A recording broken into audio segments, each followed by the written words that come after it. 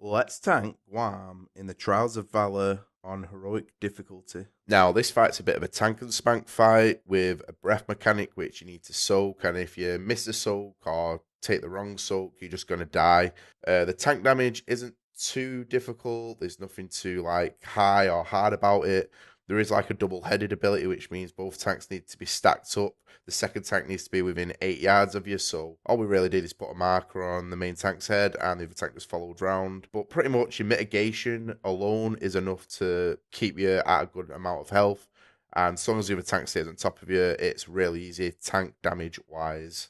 Now, the main gimmick of this fight is called Guardian's Breath, and Guam's 3 heads each exhale a blast of fire, shadow, or frost. If too few players are affected, Guam gains a stack of Frothing Rage. Now, Frothing Rage is just a 5% increase in damage, so basically, you're going to have a red debuff to stack in, a shadow one, which will be purple, and a frost, which is like a greeny blue colour. You need to split the raid up into 3 groups and have each one soak in different ones depending on what they're doing. Now, we had tanks in the red one for this, range in the greeny one, and then melee between a few in the red and a few in the purple one. If you are confident with the breath, feel free to have your 2 tanks just solo soak one of the breaths and then split the raid up into 2 other groups to take the other 2 breaths. You can do this, but it's not really necessary, so don't worry about it too much. Next, the boss is going to do 3 different types of licks. He's going to do a flame lick, a frost lick, and a shadow lick. This is more for the DPS rather than tanks, but we'll quickly go over it. The flame lick does a pulsing AoE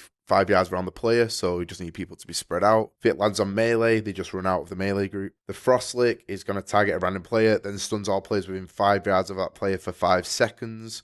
So if it's in range, you just want your range to spread 5 yards. Again, if it's in melee, they either run out or you can just dispel it. If it hits multiple players, just going to mass dispel it. And Shadow Lick targets a random player, then afflicts all players within 5 yards with a healing absorption effect that prevents up to 1 million healing received, and it lasts until cancelled. So basically, it lasts until it's been healed up. So basically, again, you just want to make sure all players are spread 5 yards on range, and if it lands on melee, you just have to heal through. Next, let's have a look at the Roaring Leap ability. So what he's going to do, he's going to knock back all players within 25 yards of Guam, then leaps toward the largest clump of players, dealing 1,283,000 physical damage and knocking back all players within 12 yards into the air. So basically, the boss is just going to jump onto your melee group, and then you just need to reposition him back to where he was facing the range group. So Guam's final ability is Headlong Charge. This pretty much sets in phase 2, and Guam's going to leap to the end of the arena, then charges back and forth, knocking back and dealing 2.5 million physical damage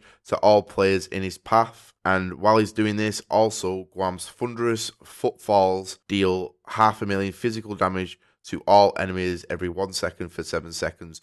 So we can look at this phase and call it like a phase 2.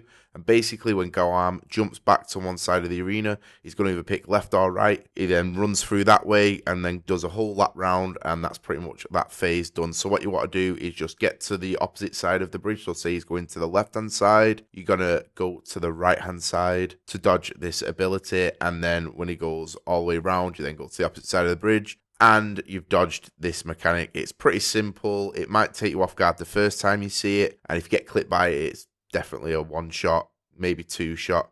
Tanks can kind of survive it if you use a cooldown, but you shouldn't really be getting hit by this. It's 100% avoidable. The second part, where he's doing 500,000 damage every second, you want to be rotating raid cooldowns for this section, because this is the highest damage in the whole fight. I need to just be rotating the cooldowns just to be able to survive it. Anyway, that's pretty much the Guarm Fight on heroic and normal mode. There's not too much else to go over. I hope this guide helps you get the kill, guys. Please like, comment, and subscribe for more videos.